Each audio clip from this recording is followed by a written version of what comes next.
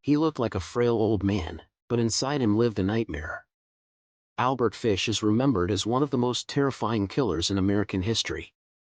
Known as the Gray Man and the Boogeyman, he didn't look like a threat. With his wrinkled face, soft-spoken voice, and quiet demeanor, he blended seamlessly into society.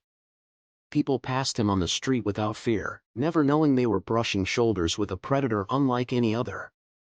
But beneath that fragile, grandfatherly exterior was a man whose crimes were so horrifying that even the most seasoned investigators were left disturbed. Fish's story is not only about murder, it is about the very definition of hidden evil. Monsters aren't born, they're made. Albert Fish's descent into darkness can be traced back to his childhood.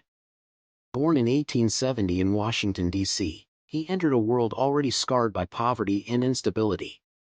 His father died when Albert was just 5 years old, leaving his mother unable to provide for him. She placed him in an orphanage, hoping he would find care. Instead, Albert found cruelty. Beatings, humiliation, and endless torment shaped his young years. The abuse didn't simply wound him, it warped him. Albert began to associate pain with pleasure, punishment with desire. The lines between suffering and satisfaction blurred in his mind.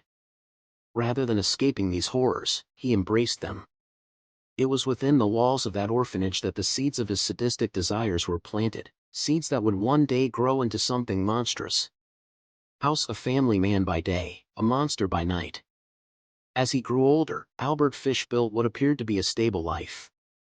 He married and fathered 6 children, working as a painter and handyman in New York City. Neighbors described him as polite, quiet, and unremarkable.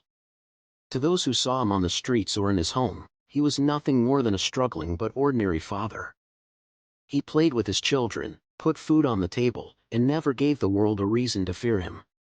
But behind that calm exterior, Albert Fish was unraveling. He developed strange obsessions, practiced painful rituals on himself, and lived in a private world of dark fantasies. Even within the walls of his own home, he secretly harmed himself while keeping up the mask of a loving father. His family had no idea that their protector was slipping deeper into madness, hiding a double life that would one day explode into acts of horror.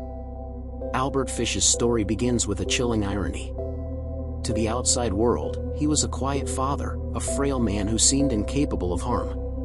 But his childhood abuse and secret obsessions had already carved a path towards something unspeakable. The monster was already alive inside him, waiting for the moment to step out of the shadows.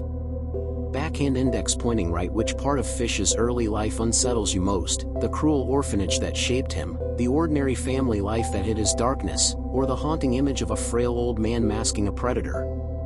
You've been watching Twisted Truths, where the darkest crimes are revealed and the hidden monsters of history are unmasked.